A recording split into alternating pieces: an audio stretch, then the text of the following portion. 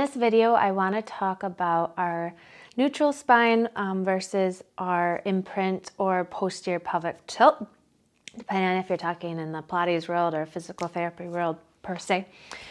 Because in a lot of my videos and my core videos, we address those two positions of the pelvis and the spine. So I want to educate you on how to properly achieve those for optimal spine function or optimal muscle function and spine protection for your low back. Okay, I tell people our core is our back brace for our spine. So our pelvic neutral or our spinal neutral, which is essentially the same thing, is our ideal position that we want to achieve eventually as we strengthen our muscles. So I often give people the option with a lot of our core workouts to do spinal neutral, where there's a little space in the low back, or a pelvic tilt or imprint, which are the same thing, where the back is flat. So first I will educate you on getting the imprint or posterior pelvic tilt. So put your hands on your hips. We're going to rock the pelvis forward and backwards. So when you rock it forward, you're arching the low back a lot. When you rock it backwards, we're flattening the back. So if someone has a hand underneath your low back, you're pushing your back into their hand as you rock it backwards. So anterior pelvic tilt is a big arch in the back. Posterior pelvic tilt, you're flattening your low back into the ground. You're not squeezing your butt muscles. A big thing people do is they try to lift their hips up, they squeeze through their tushy muscles, and they don't actually engage their core. So when you flatten your back against, an imaginary hand there or a real hand, you are pulling your lower abdominals tight in towards your spine. You're drawing your abs in, like you're zipping from your pubic bone up to your belly button. Okay?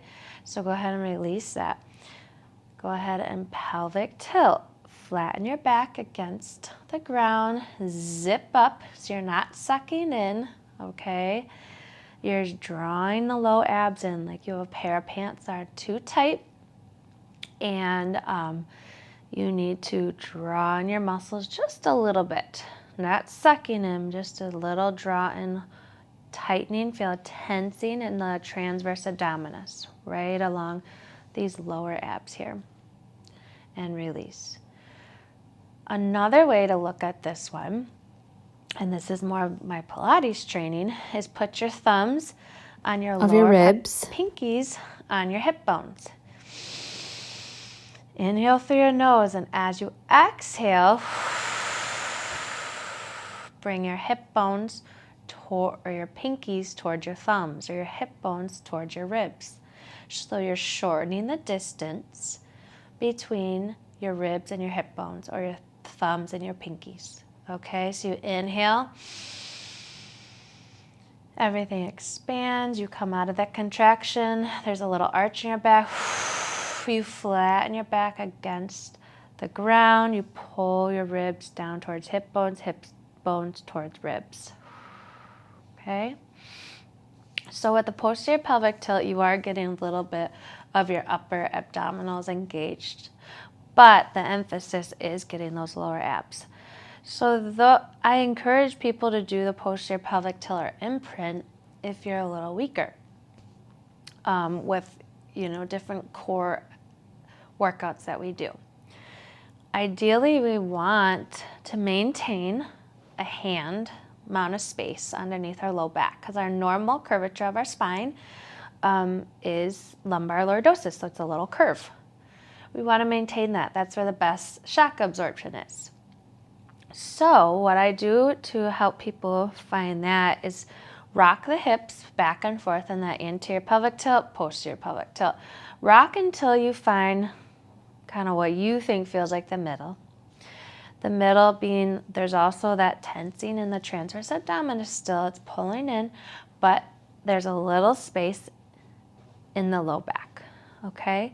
So that is where we want to be eventually with our core workouts, is maintaining that pelvic neutral or spinal neutral position, which is a little harder to do if our muscles aren't used to that. We don't have that neuromuscular control, we don't have that strength. So I will also show this standing in on a ball, because I think that's helpful. So I do this with patients who really struggle with figuring out how to move their pelvis. If you have a ball or you just want to watch, I'm going to take my hands away actually. So when I roll the ball forward, and I'm going to exaggerate, I'm going to tuck my tailbone around my low back. I'm getting to an excessive posterior pelvic tilt or imprint here, okay? And then I'm going to roll the ball back, stick my tail out, arch my back. That's my anterior pelvic tilt. Tuck my tail, that's a posterior pelvic tilt. Stick my belly out, stick my tail out. My back is extra archy. So when we're on the ground, we go into that posterior pelvic tilt, but not like that, okay? So you round your low back a little bit. You can really feel your core turn on, okay? But again, we don't want to be in this exaggerated motion here. For that pelvic neutral, I'm going to rock my hips forward and back until I find that middle part where my core is turned on, my lower abs are drawing in. I feel that tension pulling between my hip bones. I'm zipping up my pubic bone. My ribs are down, but I have my little lumbar lordosis or curvature in my low back still. And you can play around with this if you're safe with holding on to something. And you can do a core workout, which we'll do a video eventually with this because I love core workouts with the ball. But you can play around with that. Do all this standing because it's really important to be able to translate or transfer your core stability from your back, from lying on your back and sitting on a ball, because our functional daily activities are standing more so and doing activities. So hands on your hips. This is a really archy back, anterior pelvic tilt at the pelvis. This is a really posterior pelvic tilt and not a good position with the glutes squeezed. Not what we want, either one. Okay, so rocking back and forth until you find, and standing, I really want you to make sure you try to get that neutral. So you have a little curve in your back. Draw, zipper up, drawing in, you're breathing, you're not sucking in. Ribs, my thumbs are on the lower part of my rib cage, my pinkies are on my hip bones, shorten that space just a little bit. Okay, usually I don't really encourage a full posterior pelvic tilt and standing, but zipping that up, turning on your natural back brace, starting to be aware of that can be really important for supporting your spine, especially if you're prone to back injuries. But yeah, really trying to pay attention to getting that spinal neutral. I can be pretty archy naturally if I'm really not paying attention to zipping that up. I feel like my ballet teacher, drawing those abs in. All right, I hope that helps a little bit.